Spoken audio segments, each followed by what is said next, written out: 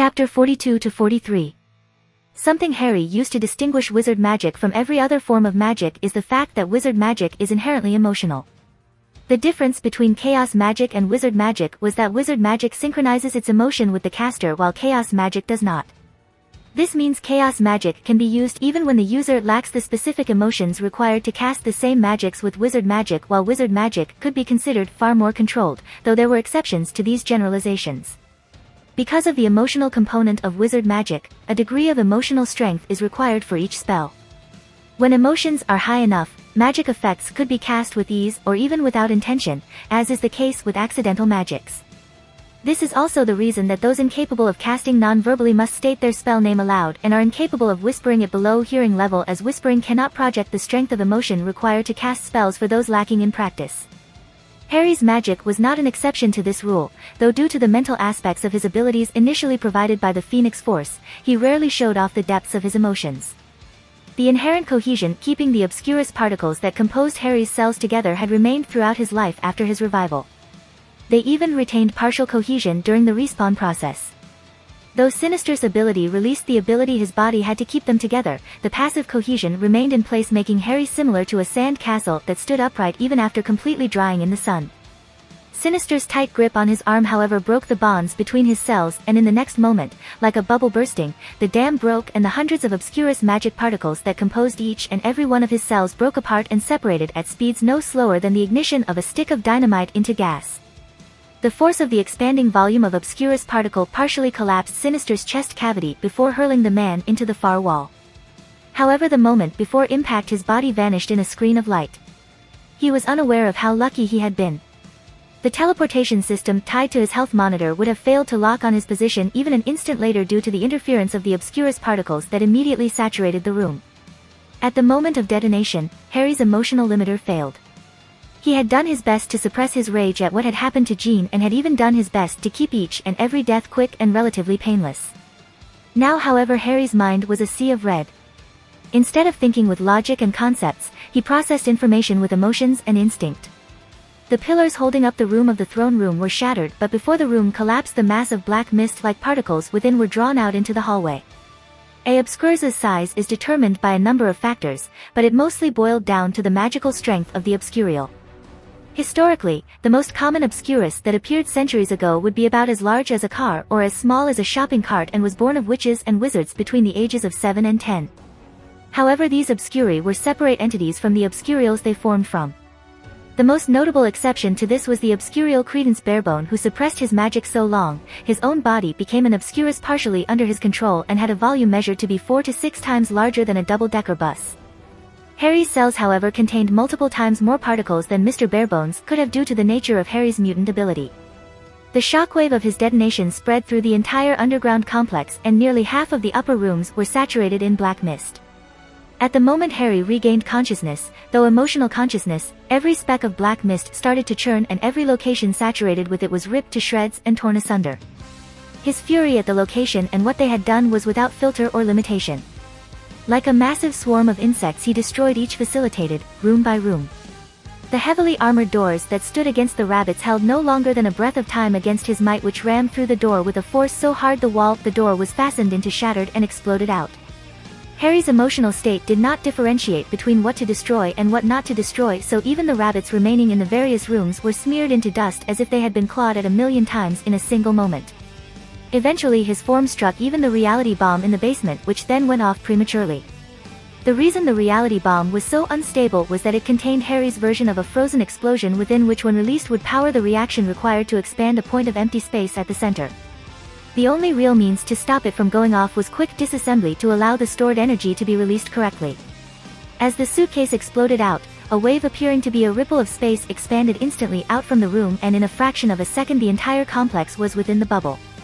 Those still alive within would only be able to watch on in horror as straight lines within their field of vision began to wiggle around like living worms and colors began to bleed into each other as various points of space started twisting or shaking apart.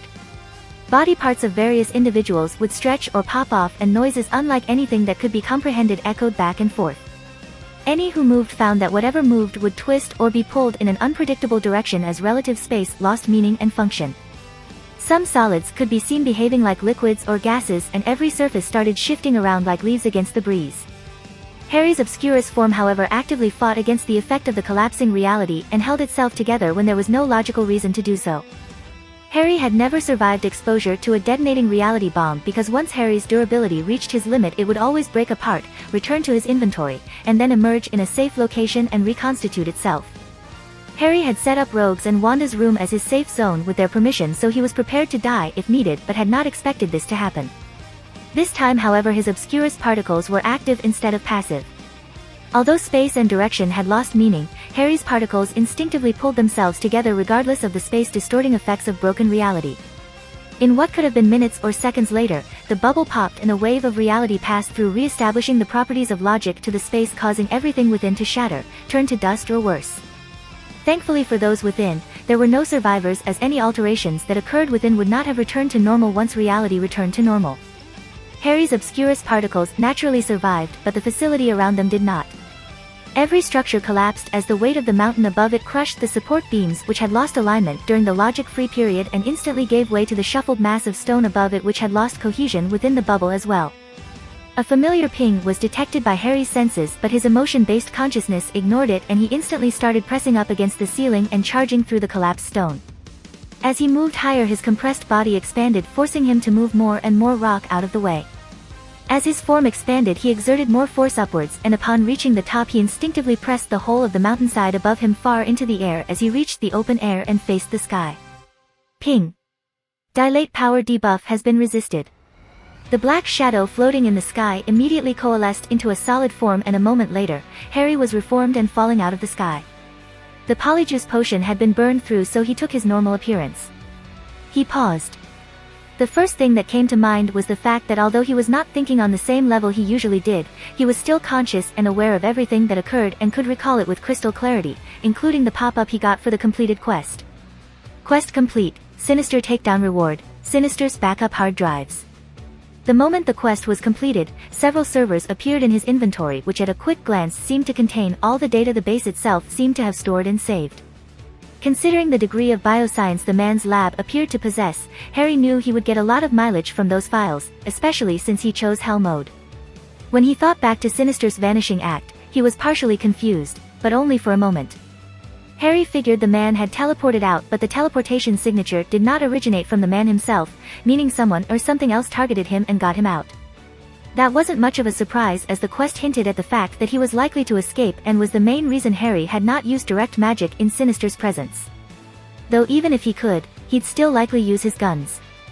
The bullets from Harry's guns contained far more power than his individually cast spells, they moved faster than the travel speed of his spells, and Harry could pull the trigger faster than his spell casting speed. Plus, he could fire his weapons while invisible as long as he cast spells to ensure the sound could not be pinpointed.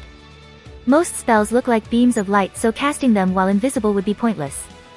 Harry's current guns were made of adamantium and his bullets contained magic-charged gemstones, while the potion which acted gunpowder was multiple times more powerful than the erumpent potion, as it contained crushed magic-infused gemstones as well, while leaving no trace of residue upon detonation.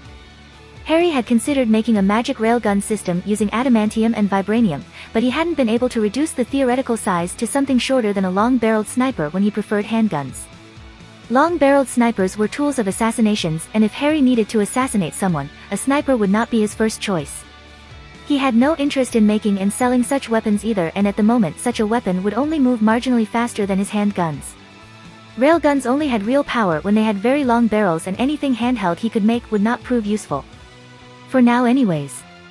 When Harry fought monsters during battle meditation, he could only use himself, his skills, and his powers. Basically fighting naked. When in the real world, his equipment raised his fighting abilities multiple times. If Harry could bring his equipment into battle meditation, he wouldn't be afraid of fighting level 250-300 monsters, even though he was still under level 200. That's how he was able to defeat the immortal Black Dragon. His reality bomb could also take care of anything that lacked ridiculously dense magic, like immortal sorcerers, immortal dragons, or demigod-level figures.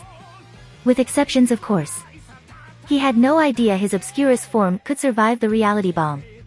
Harry was rather upset with himself for how he acted, but he knew holding it against himself wouldn't do. He had no idea that not only could his mutant power be removed, but that it would transform him into a full-fledged Obscurus.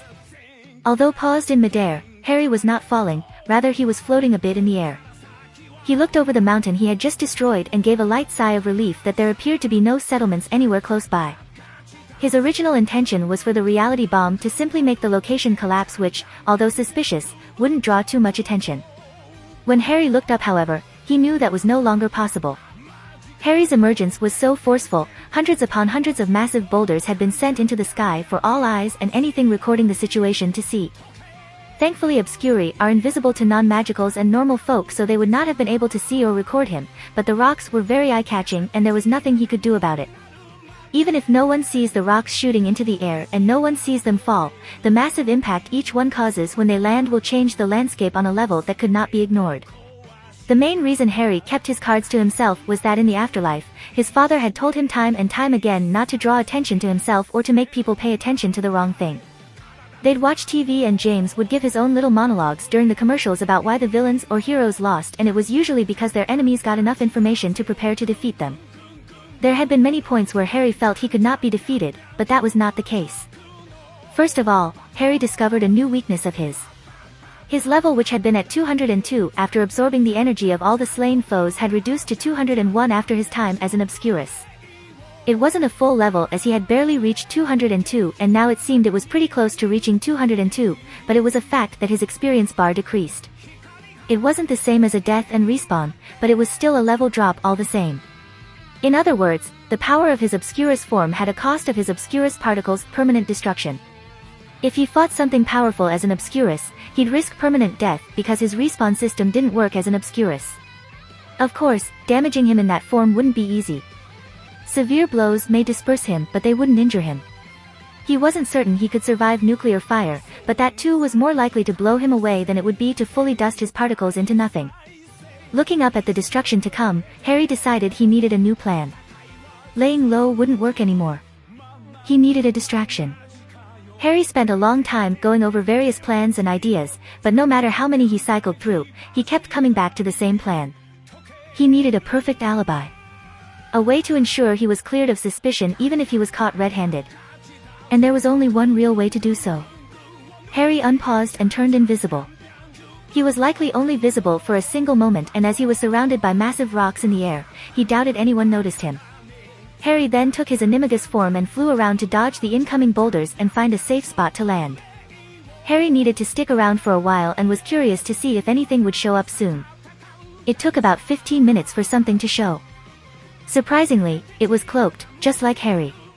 A cloaked drone if Harry guessed right. Since Harry was already going to draw suspicion elsewhere, he decided to play around a bit. While invisible, Harry attacked the drone with his claws, alerting the drone it was being targeted. The drone moved fast, but Harry was faster and caught up with it to deliver another midair attack, damaging one of the wings, this time causing it to swerve and lose altitude. Something Harry discovered a while back was that he could not drag something under someone else's control into his inventory. For example, when he gave the Ancient One a remote control and had her control a remote helicopter, Harry could not place it into his inventory even if he grabbed it unless he broke it, turned it off, or if the Ancient One turned off the controller. The drone in front of him was small enough to be taken into his inventory, but it was under the control of another. Before it landed, Harry cast the Obublio Jinx on the drone, which caused an invisible bubble to appear around the drone. The bubble did not allow air to pass through it, causing the drone to fall out of the sky as if its propulsion had failed. That wasn't all it did, however. Moments before it reached the ground, Harry was able to snatch it and place it into his inventory. Since it was wizard magic, it was effective in scrambling signals and caused the drone to eventually lose contact with its controller. The first thing Harry noticed when the drone was placed in his inventory was the presence of processed vibranium. Something to consider later. Harry flew away since he had played enough and continued waiting while flying invisibly through the sky. Eventually his waiting bore fruit. Traveling to him through the astral plane were a large assortment of monstrous creatures. These beings were the very same ones that had left Harry's mind and traveled into Mr. Sinister's. Sinister had given up on active defending and went for passive defending under the impression his mental defenses would hold. However, Harry's mental constructs included built-in legilimency attacks which were undetectable, just like the rest of Harry's wizard magic. That had also been one of the other reasons Harry did not go in for the kill against Sinister when he did have some possible options. He didn't know if the man would somehow escape, and the longer the fight, the more Harry's constructs would be able to dig out of the man. After the constructs returned, Harry paused once more and set aside the information to be assessed later. There was more he already needed to do.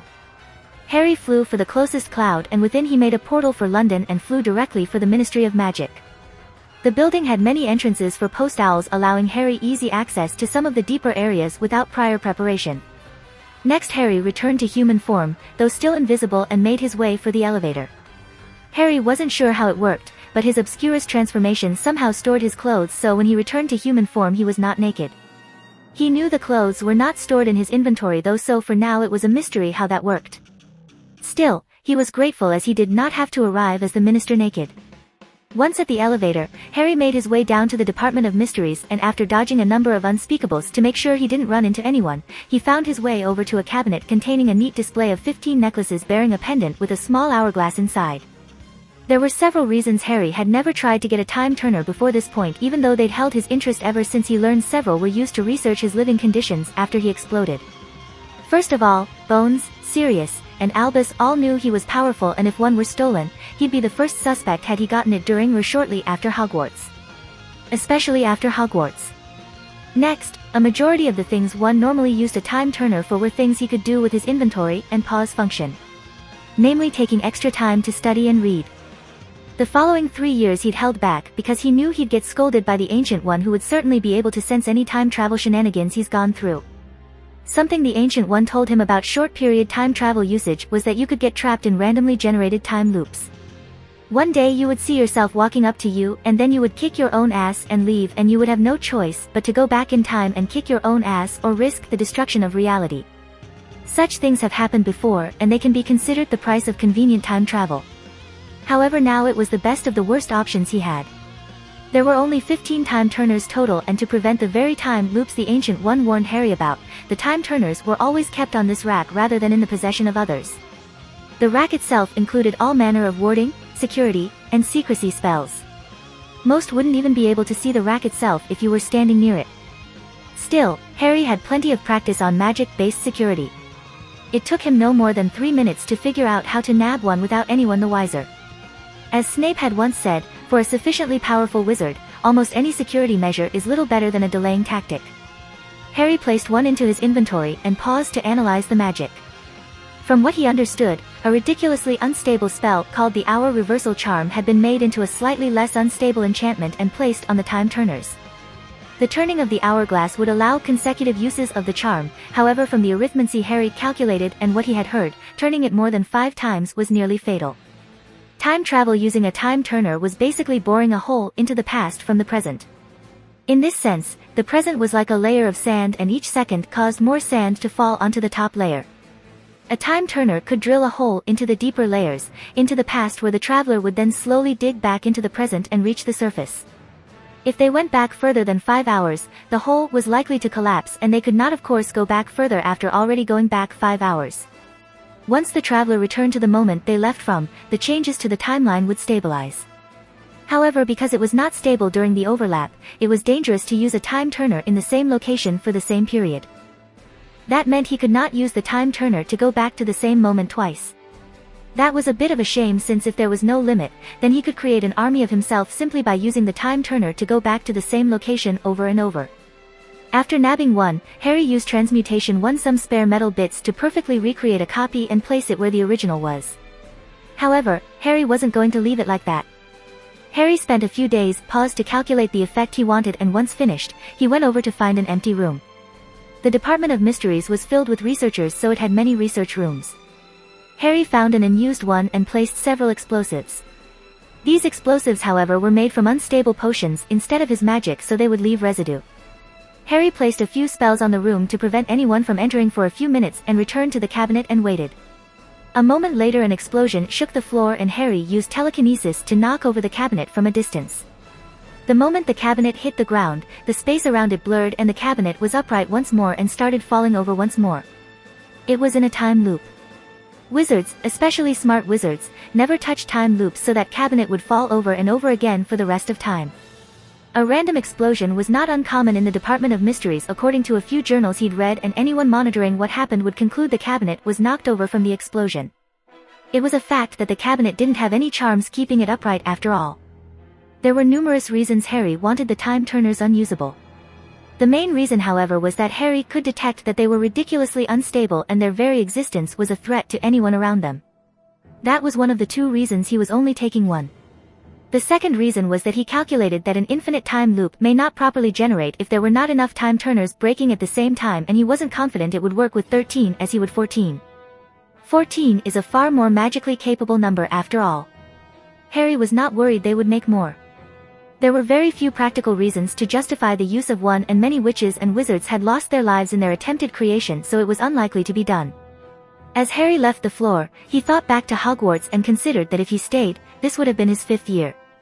Harry wondered what were the chances of him breaking that display in his 5th year if things had gone differently in his life.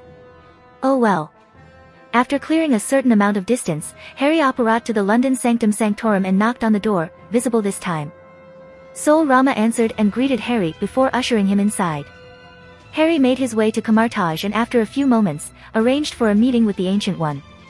Harry still considered himself the Ancient One's student and would not meddle with time lightly without her permission. The main reason for that was because if he messed up, it would likely be her responsibility as his teacher to clean up the mess, so he wouldn't hide this from her.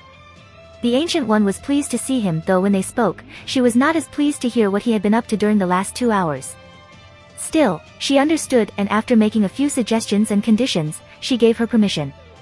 Although she knew Harry would not exactly be responsible with its usage, he would at least be thoughtful with it, which was good enough for her. Harry had already explained how there were no longer enough hours in the day for all his projects in the first place, so it would prove invaluable to him outside of its use to give him airtight alibis.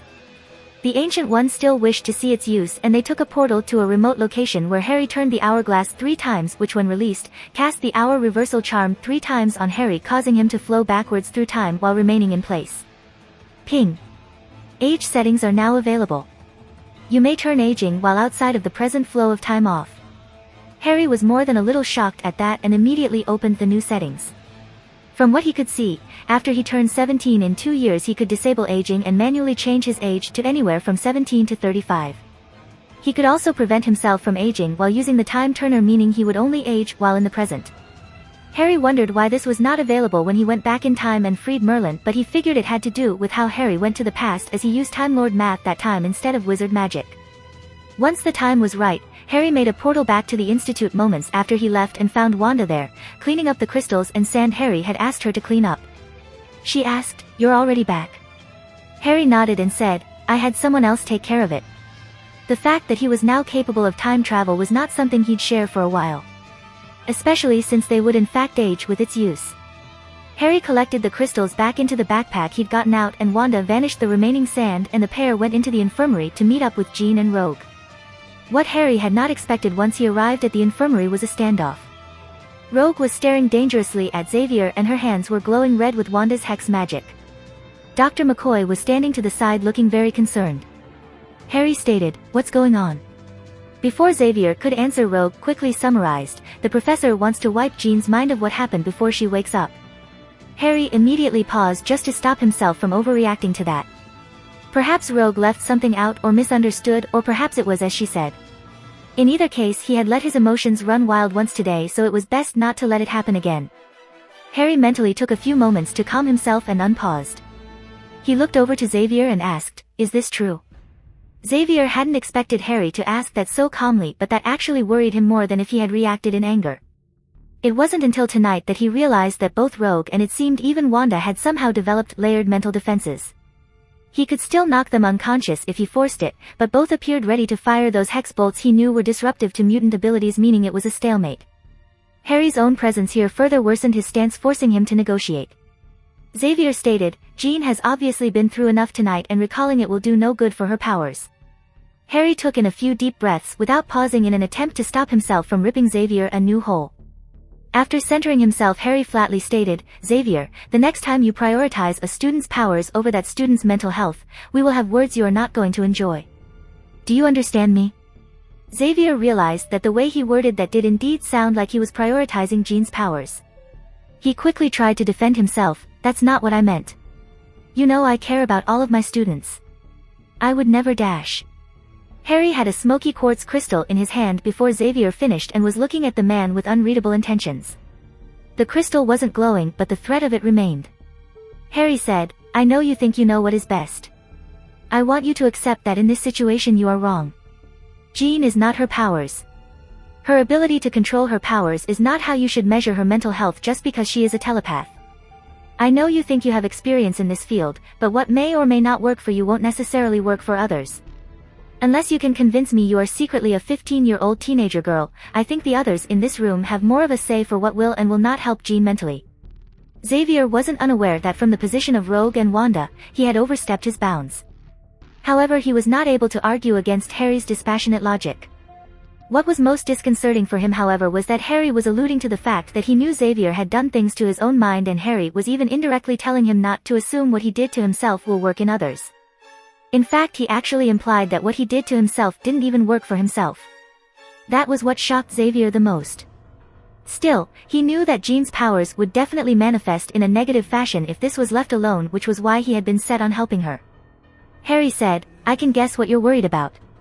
I will take full responsibility for helping Jean with her powers should an issue occur. I think my track record in this speaks for itself. Rogue spoke up, not just Harry. Jean's always been sweet to everyone, and I'll be there for her if she needs it. Wanda added, count me in. I know what it's like to have powers that are overly affected by past traumas. Xavier gave it a moment of silent thought before nodding. Very well. I shall entrust this matter to you three. I do, however, ask if anything happens you seek my help. Dr. McCoy let out a breath of relief that everything had been resolved peacefully. He said, excellent, now on to the important matters.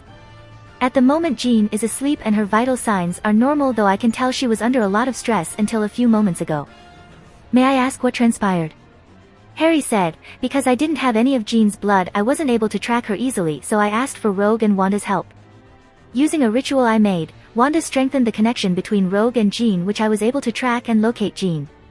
She was bound to a table and it looked like someone was about to stick a needle into her. She was crying for help, but no one in the room seemed to care. They all wore lab coats and had equipment that looked suited towards experimentation. I used a smoky quartz to knock them out and get Jean out of there. I had Rogue take her to the infirmary and I cleaned up the ritual area with Wanda and we came back. Xavier asked, you made a portal in Cerebro, didn't you?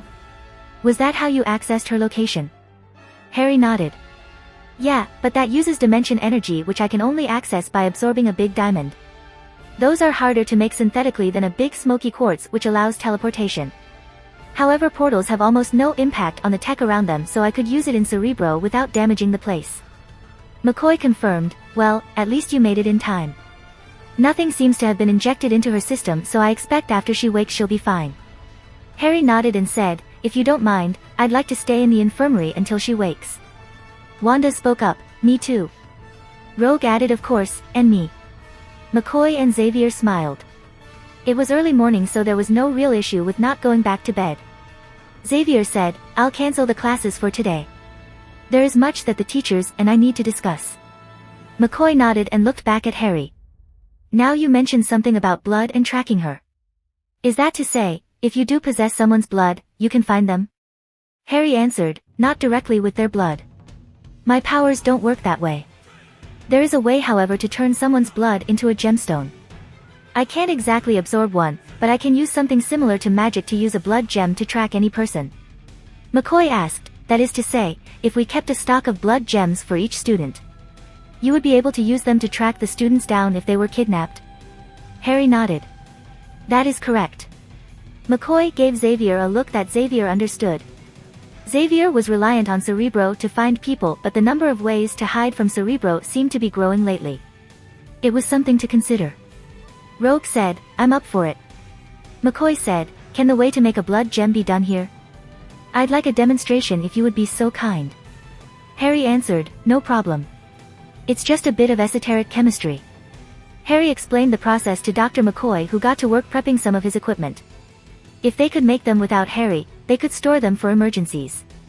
While McCoy was setting things up, Harry was going over the knowledge he had stolen from Sinister. Harry actually wanted to make a blood gem for Sinister and use that to kill him, but he understood from what little he had already gone over that Sinister was no longer close enough to human for that particular ritual to have an effect. Unfortunately, the knowledge Harry's attack was able to copy from Sinister's mind was random, and it would take a while to process it all. Harry also hoped Forge wouldn't kill him for suggesting blood gems.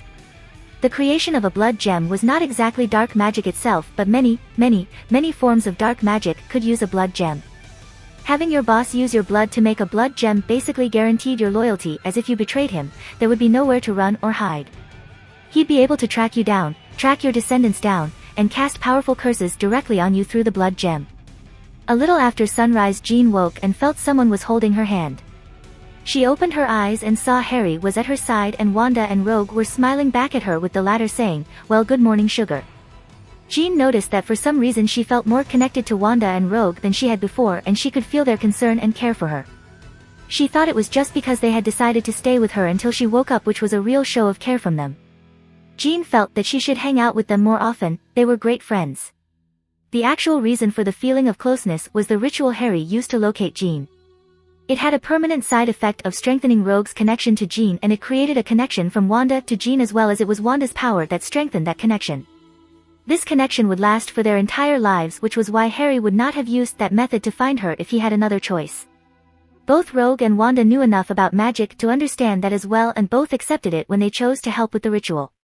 Harry's connection to her was strengthened as well, but Jean already felt so close to him she didn't notice it. After remembering what she had just been through, Jean started crying.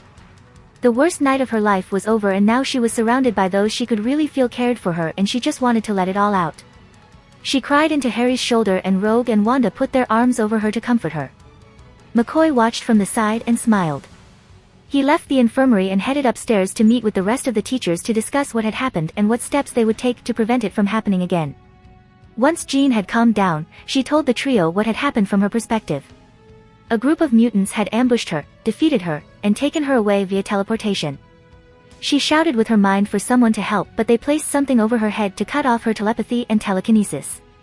Harry took her hand in both of his and told her how he heard her cry, and went to Xavier, who heard it too. Cerebro was not able to find her, but with Wanda and Rogue's help, Harry was. Out of earshot of the security cameras, Harry also whispered, and steps were taken to ensure that place no longer exists. Jean could hear the fire in Harry's voice, and she telepathically thanked him. Harry walked the girls upstairs and began making breakfast. It was actually Bobby's, Jubilee's and Domino's turn, but the latter wasn't there to prevent the former two from destroying the food due to the staff meeting, so Harry took over. He knew what everyone would be discussing and wanted a lighter atmosphere, so he practically emptied the walk-in fridge and covertly brought a few things out from his inventory. Once the first couple of students saw Harry at the stove instead of Jubilee, they ran back upstairs to tell the other students. Days Harry cooked were treasured in the institute, and the difference between food cooked by Jubilee and Harry was as great as the difference between black and white. Jean enjoyed a warm meal sitting between Rogue and Wanda, who talked with her about small and silly things to get her mind off her ordeal. Jean wasn't happy with what the professor had tried to do and knew he meant well, but she still felt that leaving her to Harry, Rogue, and Wanda was better for everyone. It didn't take long for Scott Summers to learn what had happened to Jean and race over. Jean assured him she was fine and that Harry rescued her before they could do anything terrible. Scott walked over to Harry and said, "Thank you, man, just, thank you." Harry smiled back, "She's not just your family, Scott. Remember that." Scott nodded and went to get some of the hunger-inducing breakfast plates. A few hours into the day, Forge came looking for Harry. The fact that he did not appear to be wielding any kind of disintegration cannon was something Harry took as a good sign. The "we need to talk privately" expression seemingly carved into his face, less so. After finding a spot not to be overheard, Forge said, "I looked for you in the lab and was almost surprised not to find you there. When I realized you were probably sticking close to Jean to help her through this, I decided to put down my ion disintegrator." Harry tried not to look nervous. Forge continued, "I'll make sure the staff knows exactly what a person with enough know-how can do with a blood gem. I won't suggest you will do anything, but I will imply that if someone else got their hands on one, what they could do." Harry nodded, "Reasonable. I brought it up full accepting that the entire suggestion might be rejected. However, if someone gets kidnapped or taken, I don't want to feel like it's my fault because I could have done more and didn't. I at least want to give you the choice." Forge sighed. "I figured as much. Can't say I wouldn't do the same if I was in your position." He walked away and Harry rejoined the group. They asked what happened and Harry answered. Jean was shocked by what a person could do with a blood gem, but Wanda said she knew all of that already and already made one and gave it to Harry for safekeeping. Thanks to that, if anything happens to her, she knows Harry will be able to find her. Jean looked conflicted at that and decided to wait and see what the teachers said. The eventual outcome was that the students were told a small amount of blood could be taken from them and used to find them if anything happened, but the giving of blood was voluntary only. What surprised Harry the most, however, was when Logan showed up. He asked, "Just to be clear, you use these blood things to find the person or find their blood?" Harry answered honestly, "Their blood. It can even be used to find relatives." Logan said, "All right then. Make one for me. I got a favor to ask." The pair went to the infirmary and took some of Logan's blood. Dr. McCoy wasn't around, so Harry handled the procedure alone and added a few bits of magic to improve the quality of the gem, since it looked like Logan was interested in using it for something. When finished, Logan took a look at it and said, "A while back I lost all my memories. I know I got experimented on and I know they took my blood. Wade Wilson, Deadpool. His abilities came from my blood. If they got more of my blood, I want it found and destroyed." Harry nodded and went to his room to get a few things. He returned and made a proper locator that could use the blood. Logan didn't even twitch when Harry assembled it using magic without taking out a gemstone. Once finished, he started the locator and cleared his mind. 30 seconds later. Ping. New quest, Blood Ties. Destroy every sample of Wolverine's blood at Site A. Rescue X-23 from Site B. Bonus, rescue X-23's mother from Site B. Don't get identified. Harry sighed. He said, "I got 5 matches from the tracker. The first is you, obviously. The second was a larger-bodied blonde guy with shoulder-length hair, larger than normal incisors, and a wild, almost bloodthirsty aura. He seemed to be a direct relation. Likely brother or half-brother." Logan's eyebrow shot up. Sabretooth? That explains a lot. Harry continued, "Next was Deadpool. Okay, don't ask me to look for that guy in the future. I could swear when I saw him, he turned around and waved back at me." Logan grunted and didn't seem surprised by Wade's seemingly impossible actions. "Last 2 are what you're looking for. 2 large facilities in Canada. One contains lots of your blood, but it's the other which has me curious. There is a little girl there, I'd say is 12 or 13 years old, with half your DNA. She's being kept in a locked cement room. I couldn't see more details than that." Wolverine's claws shot out on instinct at that. Harry continued, "Obviously we're going to get her. However, we need to be smart about it. You also have to decide if you want the help of anyone else or if we should just do this ourselves." Harry could get a general sense of the area and a more detailed sense of the exact location, which were enough to make portals, but he couldn't see the rest of either facility.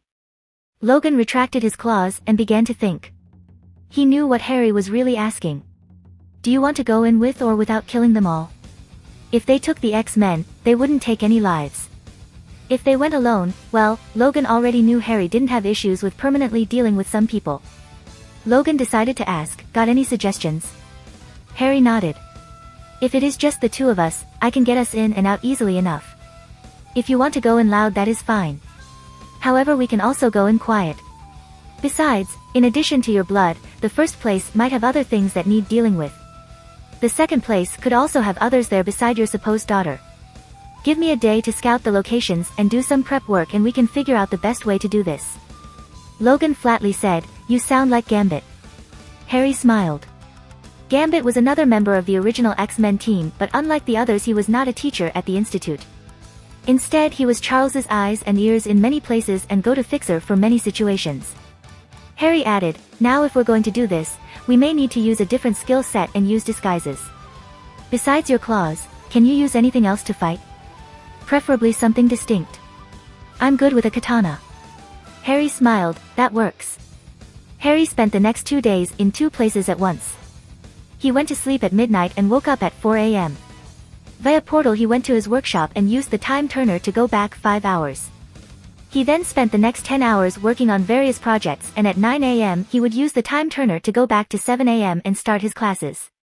At 2 p.m. he would leave the institute and go back in time 5 hours and then spend the next 10 hours on outside projects, which currently included scouting and prepping sites A and B. Harry would then time turner back 5 hours to 2 p.m. and return to his classes. When classes were over around 5 p.m., he'd head over to the study group and help Jean and the others until about 8 p.m. He then spent 4 hours in battle meditation and went to sleep at midnight. In this way he added 18 extra hours to his schedule, which opened a lot of possibilities. The following Saturday morning Harry brought out several maps of both sites. Much of it he'd explored using astral projection and some viewing spells.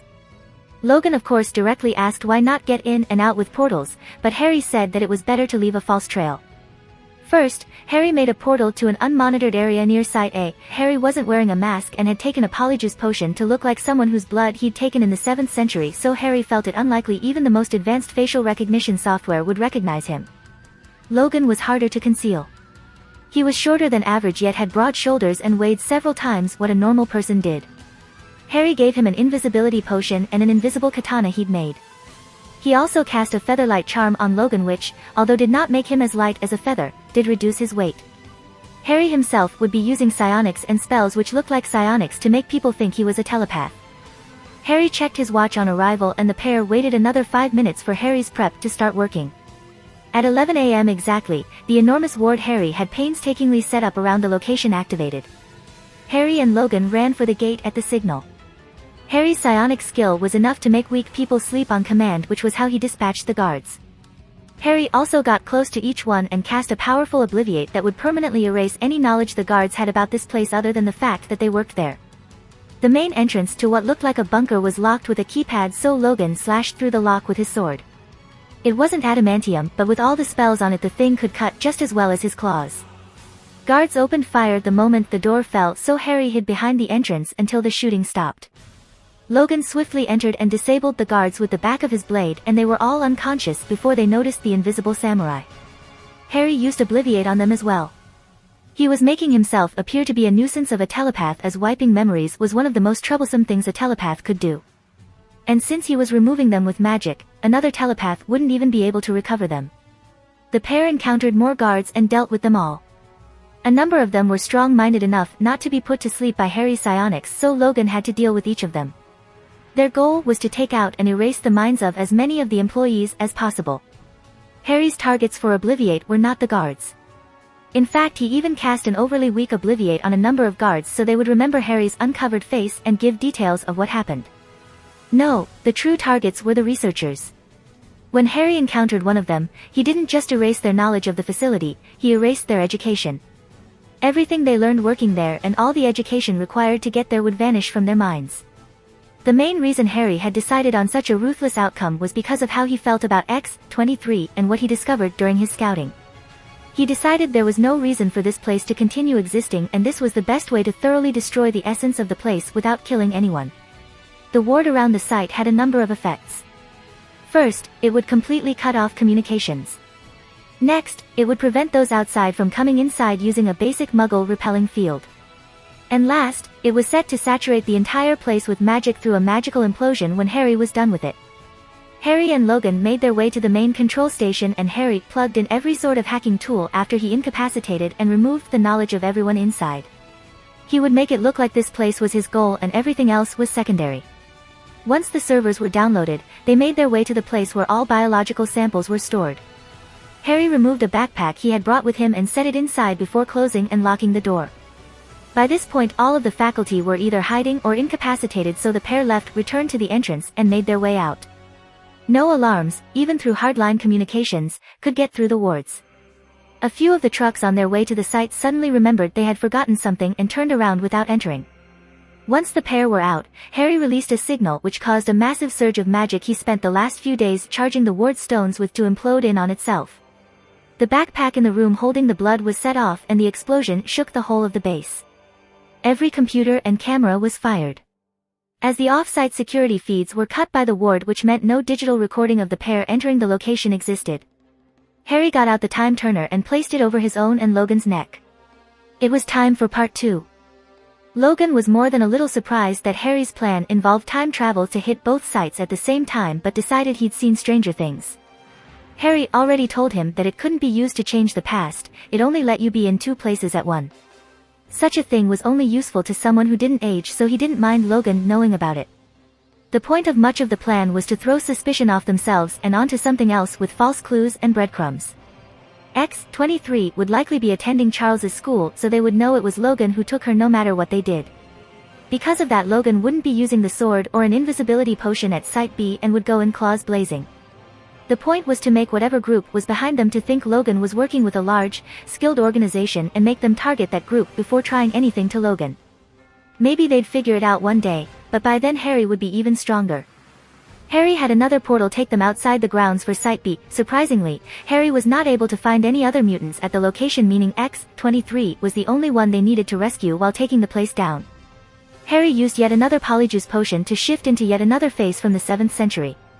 He'd run out of it eventually, but until then it was a waste not to use it. This time he was going to use telekinesis and magic to move things and make shields. Harry's psionic shields were too weak to stand up to bullets, but he knew how to make a dimensional energy shield that kinda looked like a psionic shield, which was good enough for him to take a more active role in the combat. Site B was more than double the size of Site A, and Harry had to spend a few hours on top of a ley line to recharge himself while charging the ward stones required to cut this place off. The reason this place was larger was simply because it needed to be. If Site A was where the safe tests were done, Site B was where the dangerous tests were done. There was also a large number of enhanced guards using advanced weaponry within, and even if they didn't have backup it wouldn't be easy to take them down. Well, not as easy. This site was 2 time zones over from Site A, and they waited until 1 PM for the wards to kick in and charged forward. A dozen or so fully armed guards started firing at the pair, but Harry used an overpowered banishing charm to throw them back. The few out of range of his charm continued firing, but a shield appeared over him which blocked the shots. Thankfully they used energy weapons, which were far easier for his shields to block over material weapons, as the former was closer to magic. A few of the guards that had hidden behind cover before Harry sent the others away popped out once the pair got close, but Wolverine slashed through their weapons and backhanded their faces hard enough to knock them out. Once the guards were fully taken care of, Logan used his claws again to slash the door, but this time it seemed too thick to penetrate with his claws.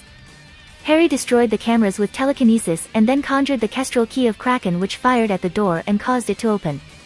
Logan actually took a moment to give him a look that implied even he thought, "What the hell?" Harry shrugged. The key was weird, he wasn't going to deny it. He was just glad he could still use it after his wizard and sorcerer magics merged. It was very useful magic. When the doors opened, Harry had his arms raised to make it look like he was opening the doors with telekinesis. He made a shield to block the barrage of gunfire that greeted the pair, and Wolverine charged forward directly into the mob. Those who targeted him Harry threw back with either a banishment charm or with telekinesis. To shake things up he'd occasionally use a summoning charm on the armor of the armor-plated guards to drag them into the line of fire. Turrets would occasionally drop down from the ceiling or rise up from the floor, but Harry would break them either with telekinesis or magic. Some of the heavier duty turrets were not as easy to break, so Harry just threw an invisible surge of magic at them to fry them. It was his own version of Wanda's hex bolts. The location had about 50 guard total, and 7 minutes into the intrusion they had taken care of half of them. Earlier that morning Harry had snuck into the place with a portal and placed a tracking and monitor spell on X-23 and the woman he was pretty sure was her mother. Both mother and child were in the same room at the moment with a man who brought 2 guards with him. Harry had chosen this time for the extraction because this was the only time of day the pair were in the same room. Thankfully the guards seemed to be pointing their weapons at the door rather than at the mother and child pair. Eventually they reached a hall where Logan went left and Harry went right. X-23 was in Logan's direction, the main computer terminal of the base was in Harry's. According to the backstory Harry cooked up. A group had found Logan and told him they intended on breaking into this site and stealing all the data before erasing it. They invited Logan to come after telling him about X-23. Logan didn't know anything else about the group and didn't care. Of course Harry had monitoring charms on Logan as well, so if anything happened, he'd be able to get over there fast enough to help. Much of the remaining security was in fact on Harry's route, including several guards in what appeared to be oversized mechanical outfits. Harry couldn't break or even move them with telekinesis, so he pretended to use an overpowered TK throw while sending another surge or magic at the suits. Unsurprisingly, the suits stopped working and Harry moved on. Every once in a while Harry would encounter someone who demanded to know who he was, as if he was obligated to respond. Even when he made it to the computer terminal and pulled out his hacking tools, the people standing to the side he hadn't bothered with because they hadn't drawn their weapons were giving impassioned speeches about how Harry would never get away with this. A few of the creative ones described the manners in which Harry would be dissected. A few of the ones who thought they were clever tried to stab or cut him. Not to kill him, but to make him bleed so they could get some of his blood. Harry was tempted to give some to get their hopes up, but decided against. He'd save that prank for another day. From his observation of Logan, the old man slashed his claws together. That meant he needed help.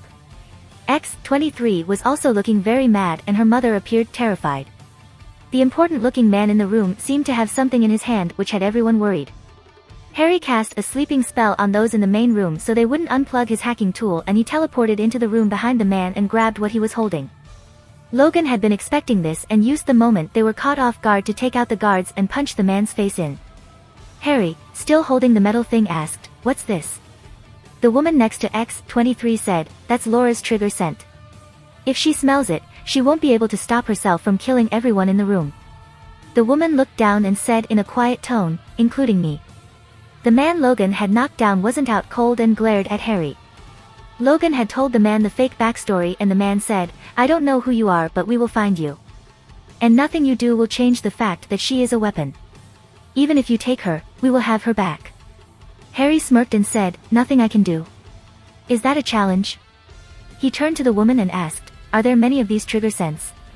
She frowned but nodded. Harry walked over to X-23, Laura, and pointed a finger at her and cast a silent obliviate. Laura frowned and felt something, but she didn't know what it was. It didn't seem like anything changed. Harry then opened the can in his hand and tossed it to her. Laura's eyes widened in shock and the woman almost screamed. And nothing happened.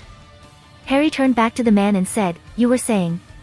If she is a weapon, why isn't she doing anything?" The man said, That's impossible.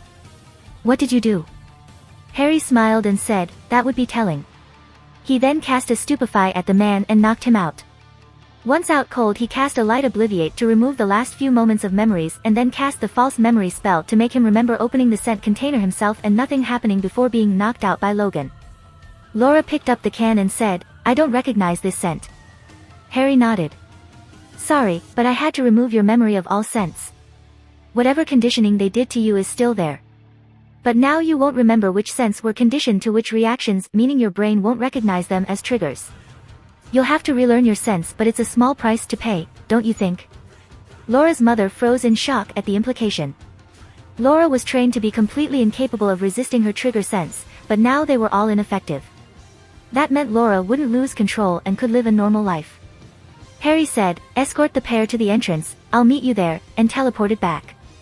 Harry actually woke the sleeping staff members and used a confundus charm to prevent them from noticing they were asleep, meaning they went right back to rambling on as to the consequences of his actions there.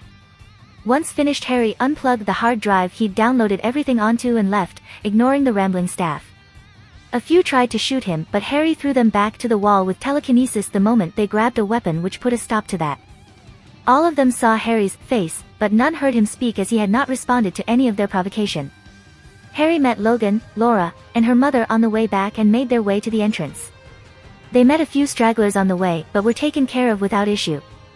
Harry made sure a few of the guards spotted them running from the entrance into the woods before he set the wards to implode and fry everything. This site mainly focused on weapons and tech. Removing the memories of the researchers wouldn't have as much of an effect since tech was tech. As long as all the computers at the site were fried and the data was lost, it was good enough for him. Once they were clear of witnesses, Harry opened a portal to the Institute's infirmary. Ping. Quest completed, Blood Ties reward +4 warrior path rank. Dr. McCoy was quite surprised and asked what had happened and who the girl and woman were. Harry casually answered, "New student and her mother. They both need a checkup though." And with that he left the infirmary.